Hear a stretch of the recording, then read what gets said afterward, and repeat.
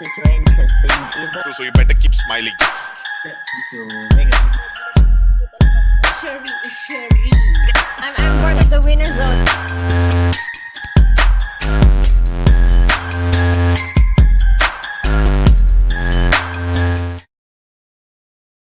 Ever feel like we're just annoyed with everything? That's because the trigger is within us. Things that we're unaware of, like muscle aches, neck pain, or maybe even stomach discomfort. Our body isn't capable of speaking, so the best way it could tell us that something is wrong is by affecting our mood. And that gives us the opportunity to take action. But don't give in, because we'll just be sad if we do. So remember, act now, stay active, and establish a healthy mind-body relationship. Because the body is home to our minds. The better it works, the better we'll feel, and the better we'll function.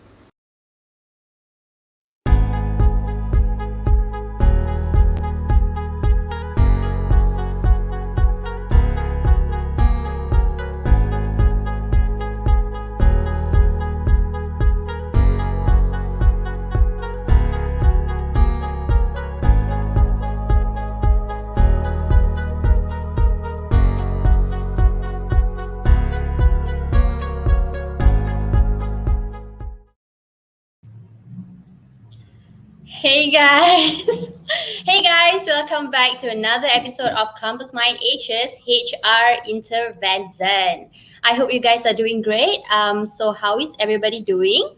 Have any of you started dining in since the flexibility given by the government to those who have completed their vaccination? The cases are still high, but the economy has to go on. So guys, if you are planning to dine in, please be careful and please observe the SOP, okay? That's a great reminder. Where is James? What did you do to my James? Don't worry, Sherin. I didn't do anything to your James. It's just that unfortunately, James has some family matters to attend to. So I'm Nina, and I'll be covering for him for this episode. Oh, cool! Thanks for covering up, and I hope James will be okay. Although I know Yeah. what's going on. Okay. Anyway, let's get back to what Nina was talking about, the dining in part. Well, I haven't been fully vaccinated, but the fully vaccination will be tomorrow. Yes, my date is tomorrow. So we have not. Yeah, I'm actually quite excited. Excited in a way to go and get vaccinated, but not excited in a way because I feel all the pain all over already today. So, well, we're okay with eating at home, or you know what my husband and I did the other day? We actually went food hunting. We went to Bangsa, we sat in the car, we ordered our food, they came, delivered it to the car, and we had our own dine in the car. So Wow. yeah, That sounds so fun. I think I should start doing that as well. Food hunting and eating in the car. Yeah, we did once and then we liked it and then we said, let's go next week again. And then we did it second time and then we said, okay. So yeah, but I guess especially for those who are working from, the office, it's easier for them to dine in. They have not much choice unless if they buy tapao and take it back to the office. Otherwise, people like us privileged to be working from home, it's better to just dine in and stay safe at the moment, isn't it? Isn't it, Nina? Yes. Stay in and stay safe. Yeah. We can always order from Foodpanda and food delivery. So I think while we still can, it's better for us to just stay home and stay safe. Anyway, if you're new here, HR Intervention is actually an online talk show where we interview HR experts about everything related to HR and career development. So we've covered some really, really important issues on unconscious bias at the workplace, engagement via empowerment, and last 2 weeks we did an episode on business resizing in the pandemic. That was a very heavy topic, right? Yeah. So all of our episodes are available on Sherin's YouTube channel, Sherin Callay. Please search and subscribe if you haven't already. So if you want to watch our previous episodes, head over there. But after this show, please. Basically, this show is for everyone who has a job, whether you're a freelancer, a business owner, or especially if you're in HR, then this show is for you. Yay! And I have been having quite a few questions coming in to ask who is Compass Mind? I see that this show is brought to you by Compass Mind Asia. So who is Compass Mind? So I decided I'll let you guys know today.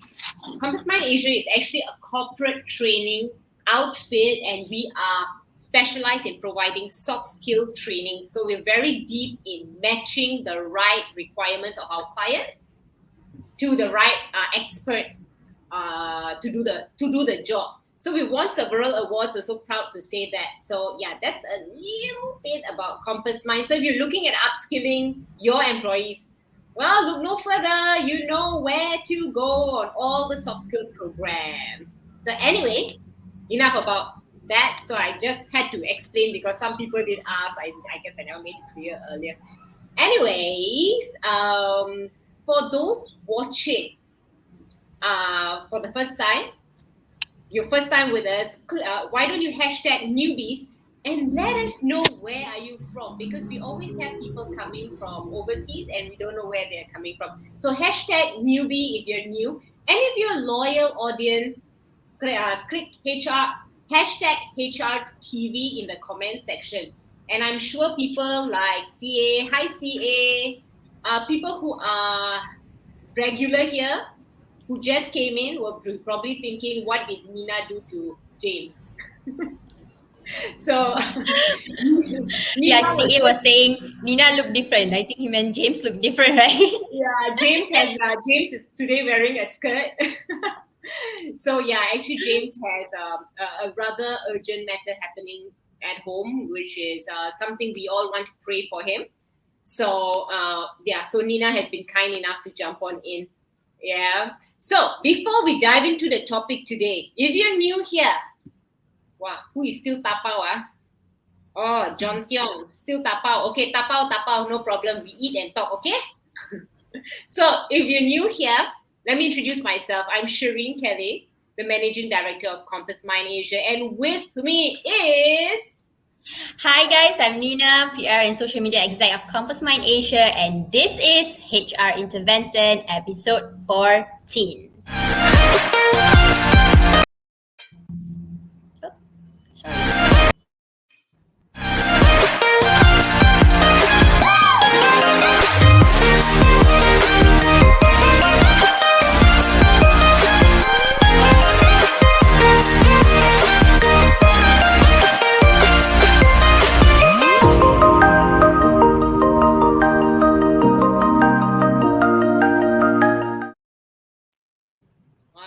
So nice to have all of you. I can see Leon. Hi, Leon. Where are you? Hi, Iman. Hi, Iman. Hi. CA, our satay seller. He sells healthy satays every day. Hi, Shavi. And then we also got LinkedIn user who is actually...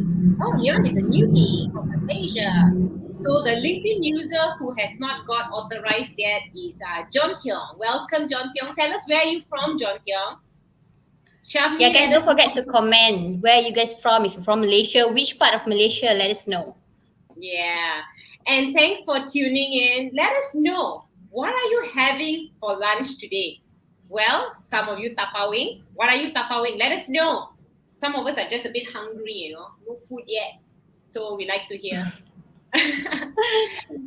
Okay, so just so you guys know, this is really an interactive show. So I would prefer, if you guys have any questions at all, just leave it in the comment section below. Okay, and we will definitely try to answer them as much as possible according to the 1 hour timeline that we have.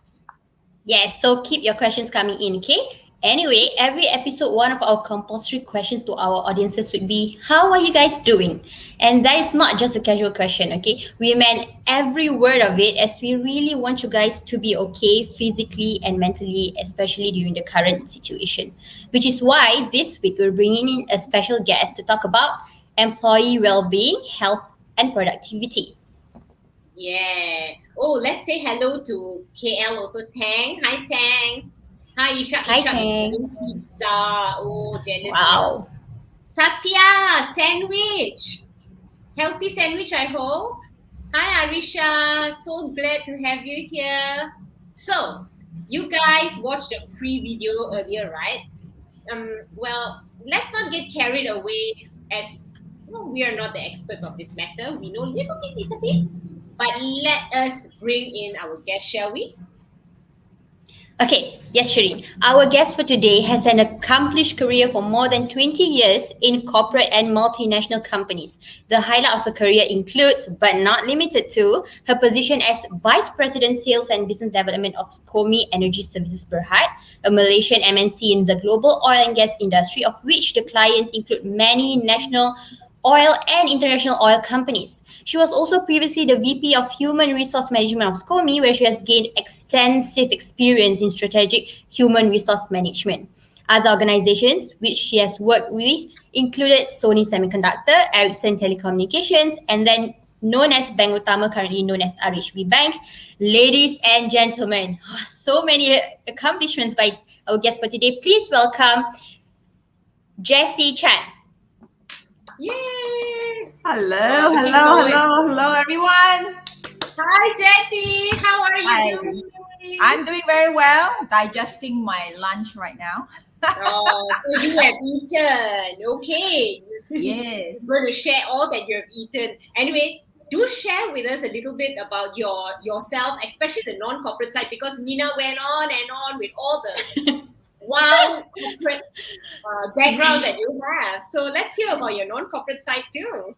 My non-corporate side, very interestingly, okay, a lot of people didn't know this, but I have been a dance fitness instructor for 18 years, a certified franchise holder from US. So I still remember I came out from the clinic and the doctor said, "Hey, Jessie, you've got a high risk of dying young." I was like, "What?" He said, "Of a heart attack or a stroke." So I say, "What do I do?" And she said, "Exercise." So I took that a bit more serious because working in the corporate world, we can never switch off, right? I mean, now working from home, we got to be careful too. We can't switch off all the time. So what I did was that to force myself to work out, I went to take a certificate and got myself as a franchise holder in Malaysia to teach a program, a dance fitness program. And this is how I negotiated with my CEO. I used to handle investor relations. So I handle all the investors of the 4 public listed company in the group. And we have investors, the big ones, like, not going to mention them, but they come from the UK and the US and it's on a different time zone. So there's no way, especially, just after the quarterly result, there's no way I can go exercise. And before that and after that, it's like, I got only 1 month of break in the whole year for that. So I went up to my CEO and said, "You know what? I need to exercise." He said, "Huh?" I said, "I need to go off on certain day on time, because I used to work very, very late and continue at home." And he was like, "Huh?" Then I was like, I was like, "Okay, let's break the chain." I said, "If I'm dead or if I have a stroke, I'm useless to you, right?" Then he was like, "Okay, do whatever you want." That's how I negotiated. That's how I twisted his arm, and he said, "Go do whatever you want," But that's the trust. That's the trust that I build with the company, right? So it's going back to the company and explain I need to be healthy to continue to perform better for the company. So it's a win-win situation for both sides, right? I Yes. wonder whether our guests also actually have the same experience as you. They want to exercise, but don't have the time because corporate world is not easy. Having the time is luxury. Yes. But I have to say it's the culture as well. When I was with Sony Semiconductor, the Japanese, I was there for a long, long time. The Japanese has got a different culture. Our office hour back then was 5 days a week. It was from 9 to 6. If I send in my report at 6:05, every day we have to send in a report, very disciplined. Every day, if I send in my report at 6:05, very soon I'll get back then was SMS, no WhatsApp. I'll get an SMS from my regional director and say, "Jessie, why are you still in the office?" Japanese is like, if you're off, you're off. At least to us. I know a lot of my colleagues work very late back in Japan, but I am in the Penang office where the Silicon Valley of Malaysia was. So he would usually say, "Go off, Jessie, it's off." Meetings, if I take him to our clients and if I'm there early, sometimes I reach there early and I'm very happy. I say, "Oh, good, we're here early." I remember him asking, if we're here early, why is it good? I said, we're here early, we're not late, so it's good. He said, it's bad. I said, why is it bad? He said, you're wasting time here waiting. And if your clients were to come out, you are in, your what do you call it? You're overstepping your time. You're disturbing their space. So Japanese culture, ta, ta, ta. So very different. So what culture do we have for our guests over here? What kind of corporate culture are we building here? Yeah, let us know in the comment below. In fact, Shafi Yes. said interesting story. Yeah, I really like it. Your story from how they were so strict. Like being on time doesn't. I mean, some people will say, if you want thought it to was be good. on time means being early, right? But then for them, on time is on time, not early, not late, but Right. like the Yes. exact time, which is a very interesting So way from of then working, our culture. Yeah. So from then on, even though I will always have some books or notes or things with me, if I have to be there early to reduce and manage my own stress on the road, for a lot of us, yes, read a book. But thank God nowadays we're so blessed today. This is everything. This is anything that we need.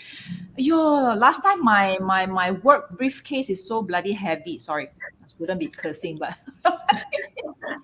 I yes, know what you another mean. thing, posture. If we're traveling a lot around with lugging around with a lot of notes, a lot of bags, laptop, be careful of your posture as well. It's all about health. So it's about the health environment. It's about how we work as well. I used to carry my laptop, which is a very big, it's a very big, powerful laptop, but it's very heavy because we run software. This is when I was with Ericsson. I used to handle their enterprise, Ericsson Enterprise. So what happened was that I've got a stiff left shoulder. It caused numbness to my hands. And I run so many tests thinking that I've got blood circulation. I thought I got blood problem or whatever coming. So what happened was that it was the heavy handbag, ladies. The heavy Oh, bag, yes, have been on one side. That's why nowadays you see all the corporate world, they're equipping their employees with the backpack so that you Backpacks. balance the weight. Yeah. So these are the kind of things that health and that should be I interest. should have called the guru besar, cikgu all also today lah. Yes. Because the Yeah. kids are carrying super heavy bags to school. Exactly. Oh, Tulasi Yeah. is here. I know her. Yeah, hi Tulasi. Hi Chow Mei Jin. Hi Siti Haniza. Hi Shira. We haven't said hi to Shira also. Yeah, okay. Shall we continue on, Nina? We are. Yes. Okay. So I was going to say let's get to the main reason, but Jessie already like talk about health and well-being of the employees. But okay. So before we continue, I want to ask the audiences: have you ever wondered how the top performers at your workplace get so much thing accomplished? Are they actually the Clark Kent hiding behind their glasses and nerd looks, or is it because they're at the peak of their health? So why are they better performers than you? So did you guys know that studies show that workers that are in a good state of well-being are most commonly the employees that have a greater job performance? Oh, we have a Clark Kent here. But how are those things actually related? So much questions. So let us begin with the first one, shall we, Jessie? Yeah. So looks like Clark Kent or not? Yes, no? Yes, I wouldn't know it's you. Okay, let me take that out. That is Sorry, what was the question again? Okay, the question is No, before we get into the wellness and the health part, what are the main things or factors that affect employees' performance and productivity? Yes, a very important thing. In my many years of heading up HR and also had a good experience in operation, there are a few things. Number one would be when we say culture, a lot of people, think it is a very high level word. The word culture is how do we actually interact. When we see the top management, I mean, people see things and that's how they react to it. So what's the kind of culture in the organization? Is it an open culture? Is it a culture that allows people to explore their potential? Or is it a culture that actually says no mistake shall be tolerated? That's very dangerous. You don't allow them to be creative. You don't allow them to be innovative or to take responsibility. If a culture that penalizes people for making mistakes, then everybody would want to take the safe safe path. That's not healthy, and that of course certainly doesn't encourage productivity. And secondly would be communications. Until today, I still speak to a lot of people. There's a lot of assumption from management to the employees, like they should know what they need to do. No, I don't know what you want. It's not like a clear communication where everything is there. It's not like you involve everything in every meeting, everybody in every meeting. It's not like every employee know the situation, the condition, and the challenges of the company. So communication has to be really, really clear, and that I cannot emphasize enough. That's the things that I used to fight for when it comes to heading up HR. I need to make sure that my CEO and all the country heads or wherever the business leaders are communicate. So much so that sometimes I have to sit in just to make sure that they communicate. It's like, the guru besar that comes around, oh, here she comes again, like checking attendance. And communication must be very clear and crisp also. Yes, because acronyms, this is another thing that's catching up with everyone. A lot of people love to use acronyms, and they just say it out like another word, but not everyone understood what it means and what you're saying it means. It's like, oh, what is that? It's the work environment. Work environment is there's the soft part of it, the communication, the culture itself. But the work environment impacting the productivity also got to do that. What about the chair that they're given? What about the tools that they're given? What about the software that are given? Are we helping them to manage it? And now working from home, do we expect that they have all this facility? I throughout from last year until now during this MCO period, I've also heard from my friends that how they have actually got to share equipment among their kids. Oh yes. Especially if you have like a lot of kids. I have ex-colleagues and all of that who has got like 5-6 kids. They say, Jessie, we don't encourage gadget for all the kids, but now it looks like we have to buy one for each, right? So and it's a new culture for them. How do you stop the time off? For me, very easy. Just off the Wi-Fi lah. Sometimes I want to speak to my child. I off the Wi-Fi. Boom, she'll be up in front of me, just like a genie. Yes, mommy. rub the bottle. Because sometimes she'll lock her door, and she'll have a K zone, a Korean zone in her room. That kind of stuff. Yeah. Another thing that helps productivity are processes, right? Processes, very important, and updated processes, and keep processes simple.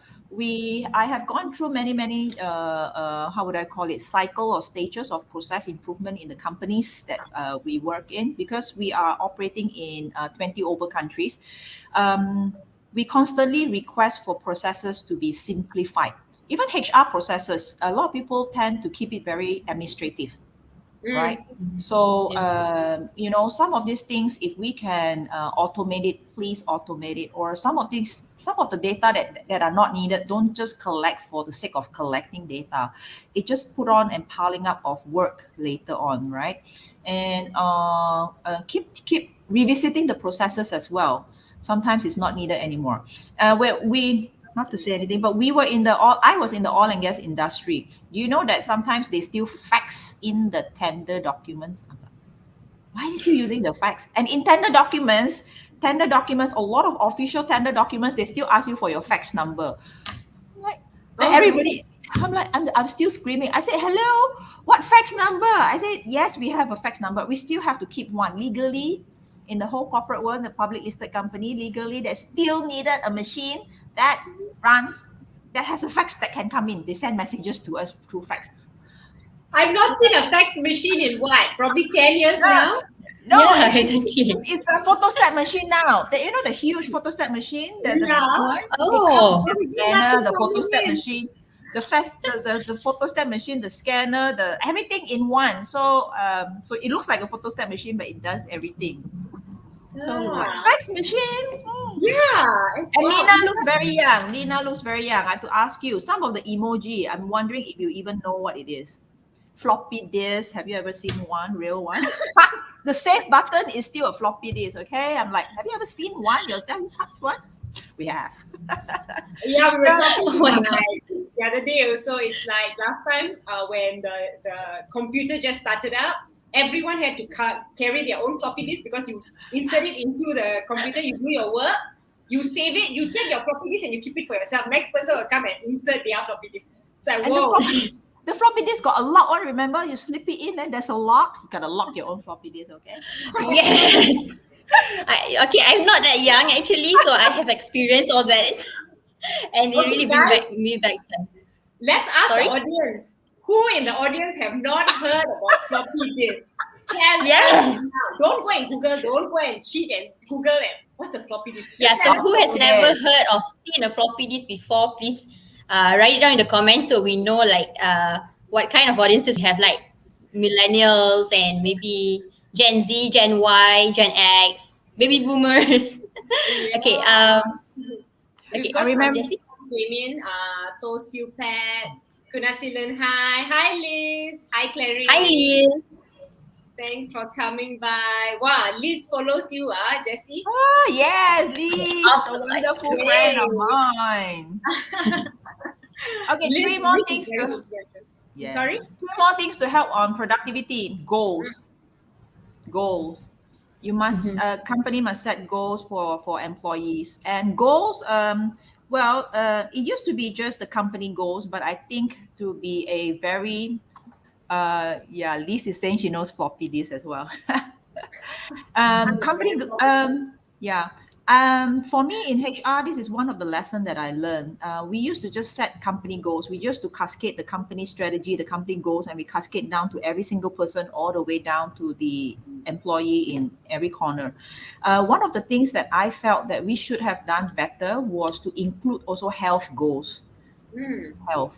We never did. We've emphasized a lot on education, skills, competency, delivering. Everything is about numbers and processes.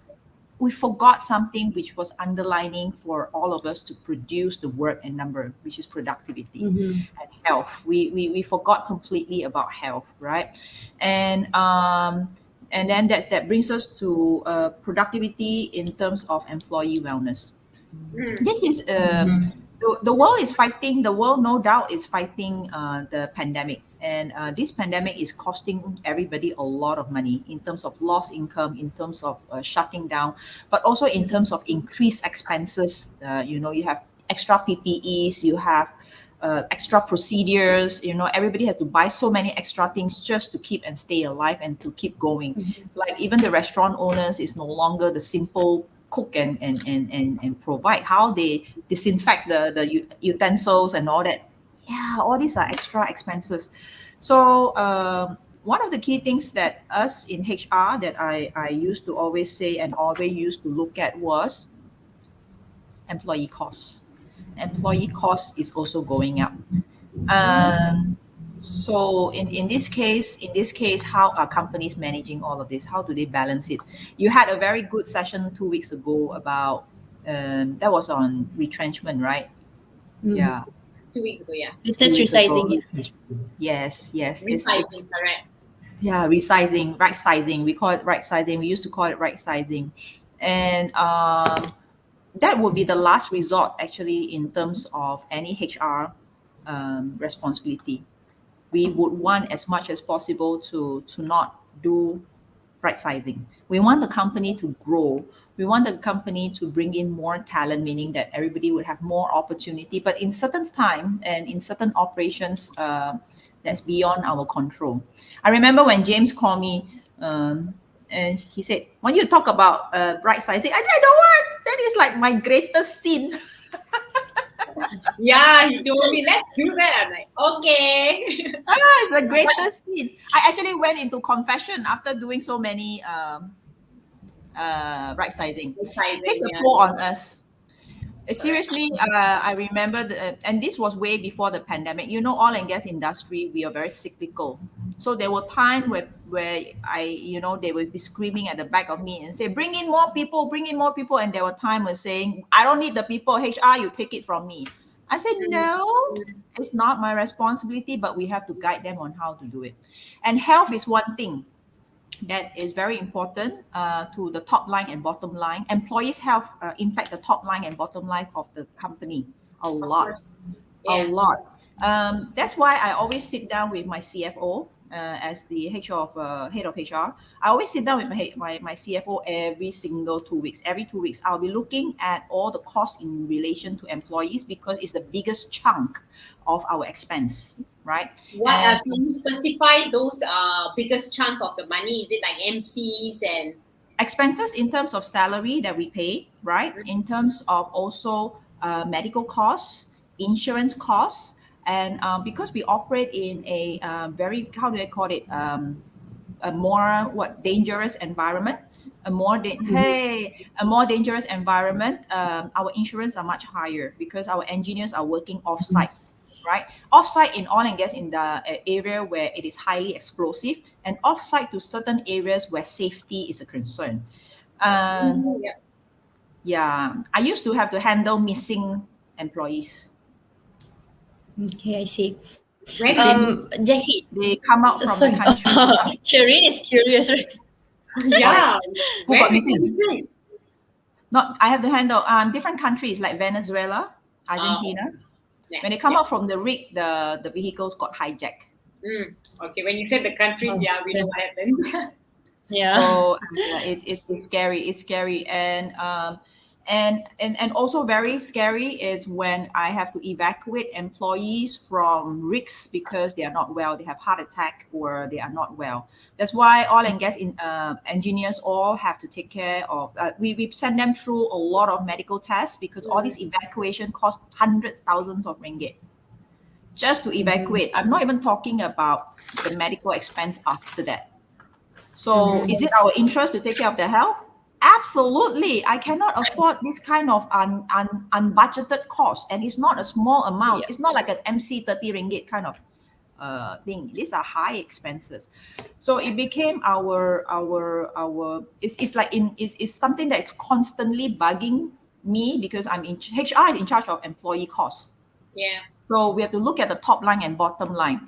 And the other thing that is not as scary as all this evacuation or death or missing staff and all that, it's because when you have missing staff and you have sudden death, the company, due to compassion, before the insurance release the money, because it takes years sometimes, to release that.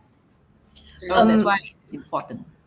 Okay, Jessie, just now you were talking about okay, you mentioned quite a lot of points on what affect employees' performances, and then one of the points is health and well-being. So generally speaking, how affected are employees' well-being during the current pandemic, and how has it affected their performance and productivity?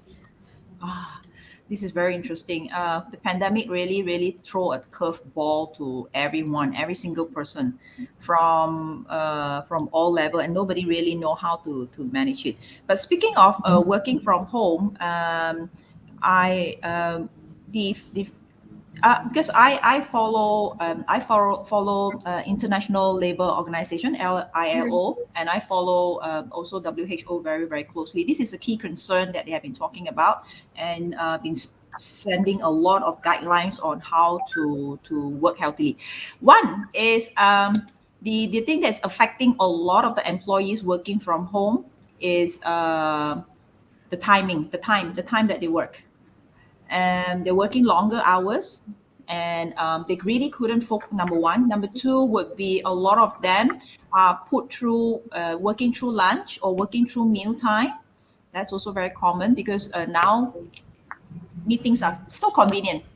Yeah. It's a given that everybody should be available for meetings. That's the thing now, some management things like that. And the other thing would be shutting off. How many people really know how to shut off? Like shutting down is the end of work. How many people can actually step away from this so-called office and go home where the kids and families are? The other thing which is affecting the health is very apparent would be our lack of activity. We tend to be sitting down a lot. If you're desk bound, we tend to be sitting down a lot as well. Now, that is not good for your blood circulation at all. When we were in the office, we used to have meetings where we go to the meeting room. Everybody get up, go. You get Yeah. up, you Yeah. go, and on the way you'll be meeting people and people will say, hey, after you drop by here, I want to talk to you about this. And then so many things happening, right? And running out and meeting the clients. I know sometimes is so-called wasting time, traveling to see your clients, right? Travel part is a waste of time, but you're moving, you're in a go, your blood circulation moves. It's different. Sometimes I am guilty as charged. I'll be sitting here sometimes like, from morning because I start very early at 7 and I don't stop until like 12 hours later. I agree. I hardly move. And After you wake up, you can feel every single part of your body can't move very much anymore. right, Yeah. I Your felt that my butt, back pain and Yeah. all. the lower part of my body is widening. Too much of exactly. And the other thing is the psychological part of it as well. Stress in terms of this whole environment has actually demand everybody to be more creative. If you're driving the business, it's really very taxing. If you are an employee, you're stressed that I'm sure at the back of everybody's mind is that how long can they keep this current job? It could be something that they're thinking about. It's unspoken stress, and even another one, kids at home, working with your kids at home. I'm glad mine is 13 and she is in her K world on the other side. Imagine if I have younger kids. How do you expect to be working from home and your kids are homeschooling? Who's going to be guiding them? You don't expect to put them in front of a computer and they know what to do. No, But they you don't have to know. guide them, yeah. Yes, but would employer understand that, or would employer want to? Do they want to understand that? That's right. That's creating a lot of stress. We have a few things. Tulasi says, Jessie, this is eye-opener for many, at least for me. These are things I've never thought about, including in organizational goals. Yeah, a lot of She must be talking about the personal health goal, employees' Yeah. health into the Correct. goals. Yeah. Yeah. And then Rashpal says, totally agree with Jessie, been there, done that. Andreas, hi Andreas. Hi Teacher Ken. Hi, Andreas. Hi, Teacher Ken. Teacher Ken Kids are says, still schooling from home. Yeah. Yeah, Teacher Ken says, when we can go back to work. He's waiting to go back to work. But our kids are still schooling from home, Kate. But how to send them to school also with the COVID cases? I got this what is that questionnaire from the school asking whether I think it was sent out by the Ministry of Education whether when you think it's right time for the kids to go back to school. I think they should just keep it the whole year lah. It's already coming to the end of the year. Yeah. But not for my teenager though. My teenager can't wait to go to school. Yeah. Oh, that's one thing that I learned that's very good for the social well-being, I guess. I popped into her room yesterday. She was doing her homework diligently, quietly, and on the screen, I saw two guys, good-looking guys, doing their homework. They look like they're doing their homework. I was more interested in the guy. I was like, whoa, what guy is my daughter hanging out with? Lah. Then I asked them, who's this guy? Okay, this is what is available. These two guys are idol. They are K-pop singer and dancer. They're actually doing some work, right? But they make it into a record as if you're studying together. So it interests her in doing her homework and studying together with the idol. I'm looking forward to Brad Pitt. Brad Pitt study. Tak nak cari. Brad Pitt got studying. It's called a studying video. Oh. It keeps you don't feel that you're all alone. Yeah. Your idol is it's very important to keep that psychological, and the mental state of mind very healthy. So everyone out here, if you have got kids out there, and if they're go and look for it, it's called a study video. You have your idol. Actually, they really doing, and it's silent. Yeah, it really look like these two idols. Okay, they're good looking. I don't know. I'll be staring at them or I'll be doing homework. I don't know. So I came out. I said, okay. So I came out. I tried to look for Brad Pitt. Tak ada. Too bad. I'm gonna go You tell got to Brad Pitt. work yourself. No study video for you. Liz said her 6 and 8-year-old are driving me crazy. And then we've got Marisa in the house. Hi, Marisa. Liz said, I got Teacher Jen, parenting trainer, to teach me methods to calm down, Zen. Not only for kids, but for me. He specializes in kids, but yeah, also for adults. I should talk to Teacher Ken in a while. So anyway, Jessie, some organizations might unconsciously have their mindset that when whatever happens outside of the work is personal, and the organization should not interfere. That includes the employees' personal health. So we're hoping to bust some of this myth here. So if you can explain, why is health of employees important for each and every organization out there, besides what you said that it is cost to the organization, but if you can elaborate more on that. Yes, this is very important. We used to deliberate very extensively as well. Should we get involved or should we not get involved? One part of the management will say, it's something very personal. We cannot force our employee to exercise. We cannot force our employee to stop smoking. We cannot force them to do this and do that. I say yes, but at the end of the day, when they get unhealthy, who's paying for it? Yeah. Who's paying for it? I mean, sometimes I'm too direct. So who's paying for it? Number one, there are tangible costs, which is the medical costs.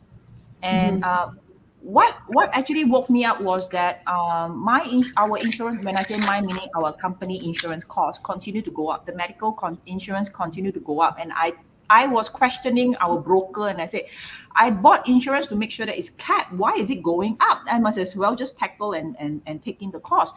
They say, yeah, but if you look at your claims are like, sometimes above the premium that you pay. So then, but for certain countries, I have savings from my premium that I pay. So I said, why is it that this country, I've got savings, and this country, I got to pay more? So he's saying, this country, you got savings because they are not using so much of their medical claims. So they are claiming until a much lower amount, there's certain calculation, and therefore the insurance company are paying you back. So as a HR, I see, because we're all in charge of our cost center. So if we're all HR, I'm like in charge of a cost center. I'm like, oh my God, I can save money. This is where I can save money. So this is where I really draw that very direct line. Employees' health is money. So it comes with the insurance money, the medical expenses, right? Number three, we also have cases where employees are not there and we have to hire part-timers. We have to hire consultants to come in to sit in. So those are costs. Why are the employees not there? They're not well. These are the ones with chronic illnesses. When they get chronic illnesses, we have to pay for the treatment. They don't come to work. They don't come. I have to still pay for the salary. I pay for the treatment. I have to pay for the replacement, the part-timer or the consultant to do their work. I'm incurring three angles of cost. So you tell me now, is the employee health my concern or not? Definitely. In fact, I'd like to share something with you, with our viewers also. First of all, Marisa is an insurance agent. She's a fabulous insurance agent. Second thing is, in our company, we found something different, a different style of insurance. It is where we give insurance to every staff, but if they don't use it, depends on how much they use, they've got a cap. At the end of the year, they don't use it, they get the cash back. Yes. So people end up not getting sick. Correct. And the other thing that we introduced was also this. Government gives us entitlement of medical leaves, hospitalization leave. That used to go like unnoticed, So what I did was that there are right and wrong, pros and cons, but I did it anyway. I got we got the consensus. Those who didn't claim medical leave of a certain day, you get these days off. Day off. Go enjoy. Yeah. You are healthy. You have done well. You have worked every single day. We still want you to enjoy. Go take it. So they love it. Yeah. So I'm not saying that, if you're sick, then of course, in our industry, they will ask what if they want to get this and then when they're sick, they still come to work. We say, no, we have staggered. If you have claim 0, you get a lot more. If you claim like within this day to this day, you have used certain days, but you still get some, right? So we give it like a staggered. So it works very well. And these are just the small things that we're doing.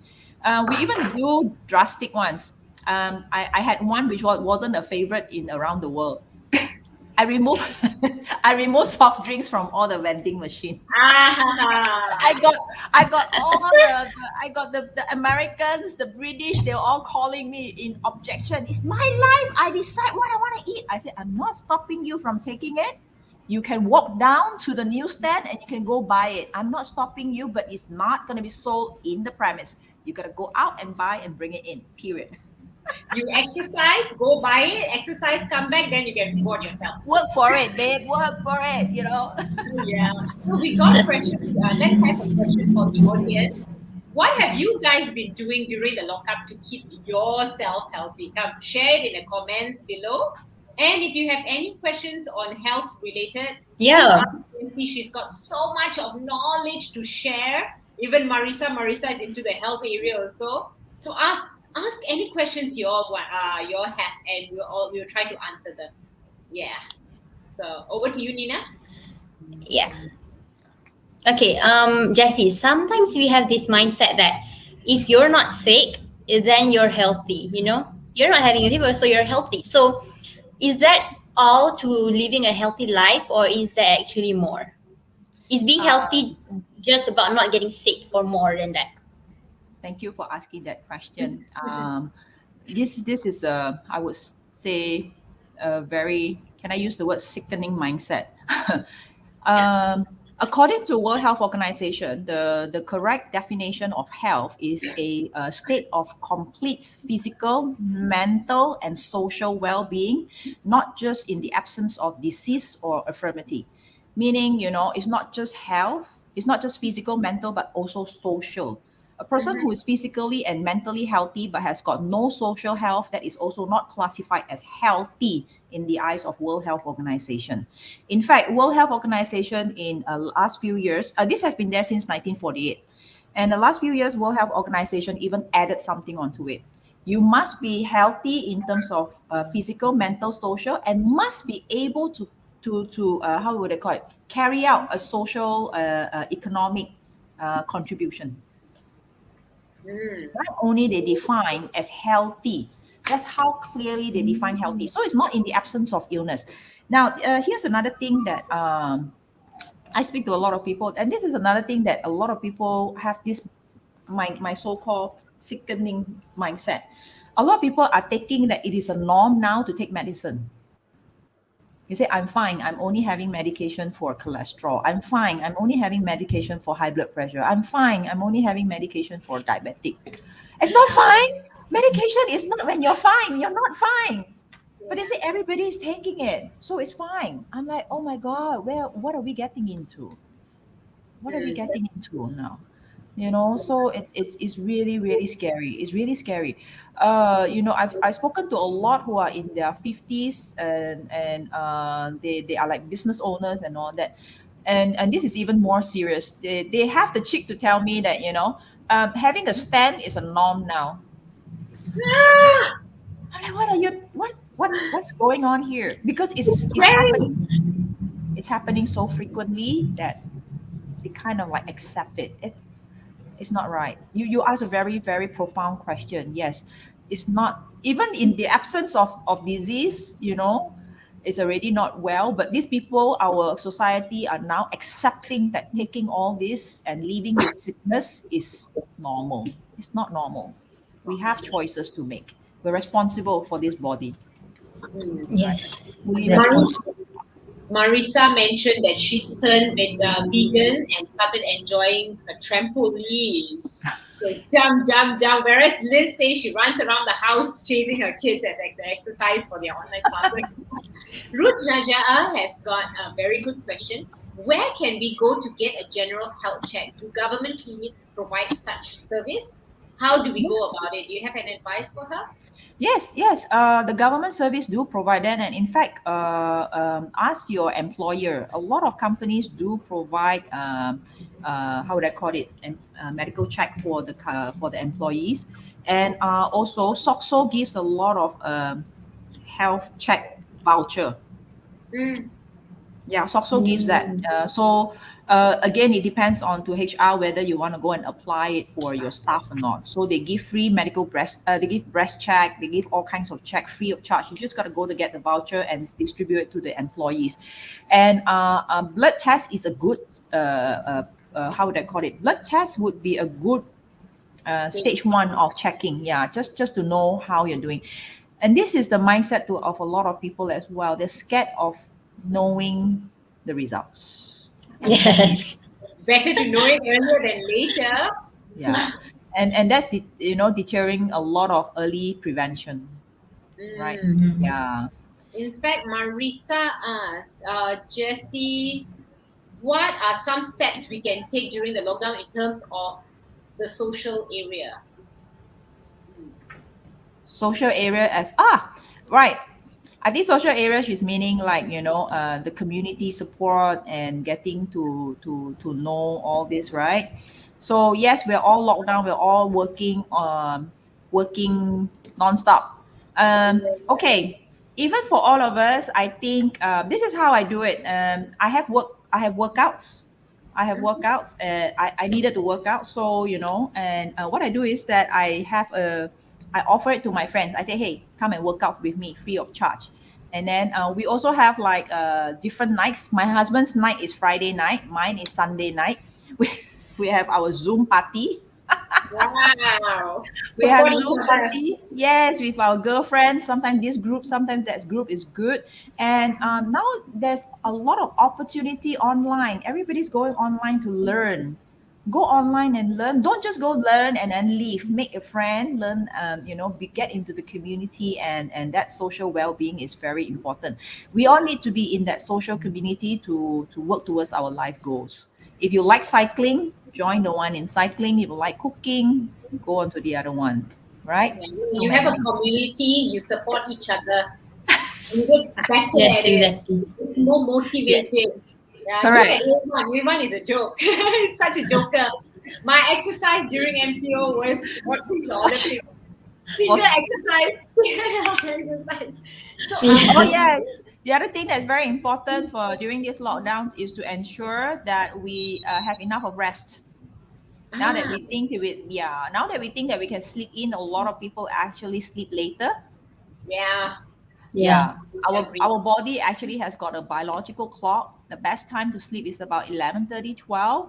Right? Now we have gadgets. We have on my desk is full of gadgets and there are so many programs, so many apps. Korean We just dramas. yeah. Yeah, it's like the next episode, we need to know Yeah.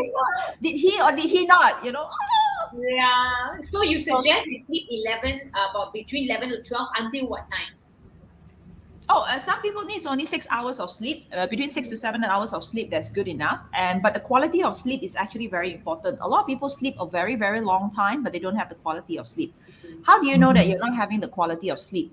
Number one, when you wake up, you don't feel like jumping up. You're not like boom up and running around. If you wake up and you feel like, oh my God, do I have to wake up? You start rolling on the bed. You start feeling lethargic. Yeah. You didn't have a good sleep. The other one is get yourself a watch that can actually monitor your sleep pattern. If you don't move much, meaning you are in deep sleep, that's good. But if you have a lot of movement and going around, I don't know what you're dreaming of. Maybe you're dreaming of your K-pop actor in your dreams. Yeah. Interesting. What is an ideal amount of hours to have deep sleep? Because sometimes when I notice on the watch like 2 hours, 3 hours, what is an ideal amount of hours for deep sleep? About 4 to 5. Oh. About 4 to 5 deep sleep. It's really like sink in, and it's really good, really good. Some people can sleep anywhere, anytime. I'm the kind of person who can sleep anywhere, anytime. Yeah, you can be. Yeah, you can be playing the TV, do anything. I'll be in deep sleep. My husband used to tell my daughter, count to 5 and your mom is asleep. So nice because your body is tired that you can just Go, just switched off. And water is another thing that's very important, right? Yes. my home office is upstairs, so every morning I make sure I go down. I would bring like 2 bottles up. I will try to finish like 2 liters before lunch. Then during lunch, when I go down for lunch, I'll refill and then I'll bring it up again. So and have it handy. You know, the thing is that when we hardly move in the house, if you use a small cup, you probably won't stand up. But it's actually very good. I actually encourage people who to stand up and go get it because you need to take the break. It helps you to increase your blood circulation. But the on the contrary, if you don't get up, you don't drink water, you don't get up, it's a double whammy. I see. I would like to ask you, or Sabrina, you want to go because we're coming to the end of the show already. The last Nina. question before- Yeah. Okay, you call me Sabrina. Okay, okay, Jessie. We are actually approaching 2 p.m. We have so many questions to ask you, but I guess 1 hour is definitely not enough. We should have another session again soon. But to wrap up today's session, can you summarize for us like what advice do you have for organization in terms of their employees' well-being, and what advice do you have to our audiences and employees, especially during the current pandemic situation, on their health and their well-being, to wrap up our today's session? I think there's a lot of things that we can do online with our employees. One of which is, of course, together set some health goals. One of the things that can encourage people to move around a lot is to count the steps. That's one of the things.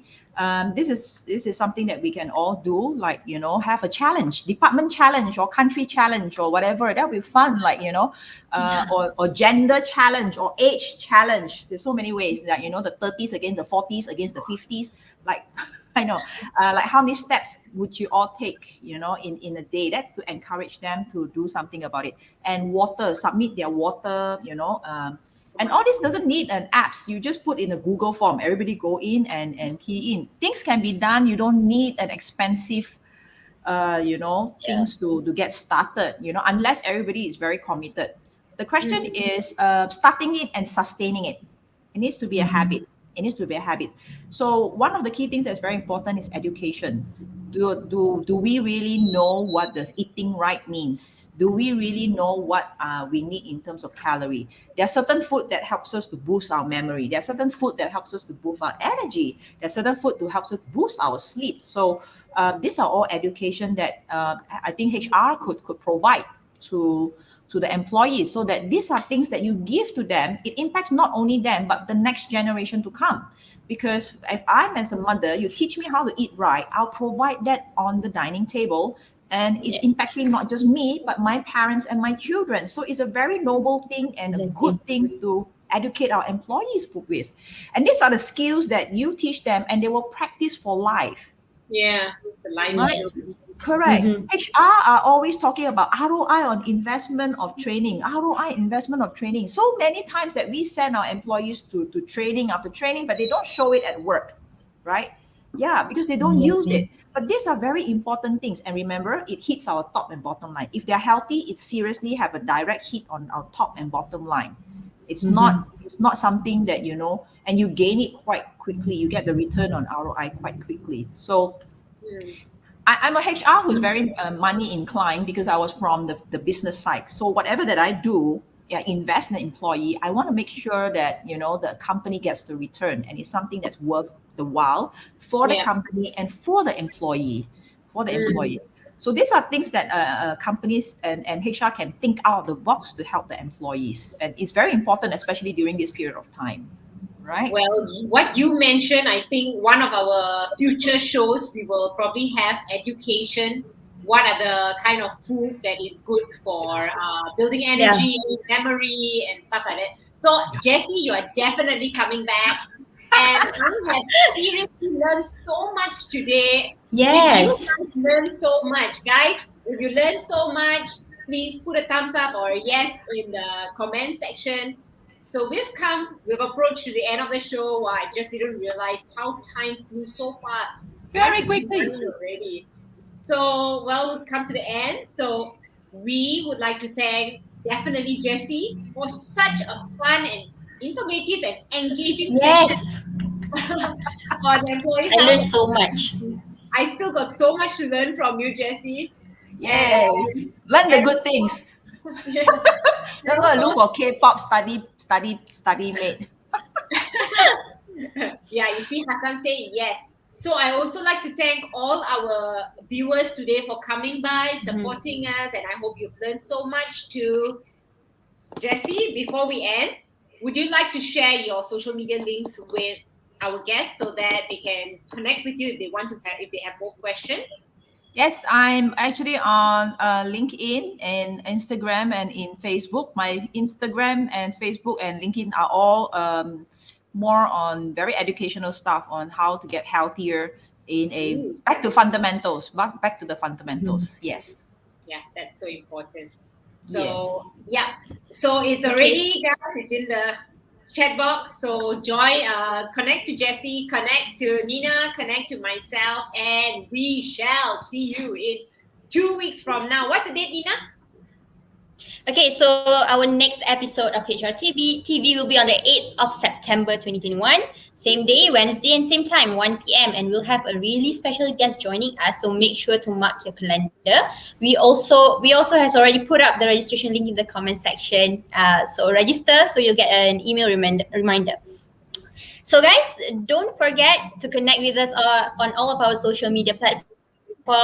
And if you're looking for ways to promote health awareness to employees and team members, enhance team engagement, or have any training related inquiries, do email us at training@compassmind.com. So till next time, stay at home, stay safe, have a joyful and productive lockdown. We'll see you guys on the next episode of HR Intervention. Serious discussion only. Bye. Bye. Healthy. Bye.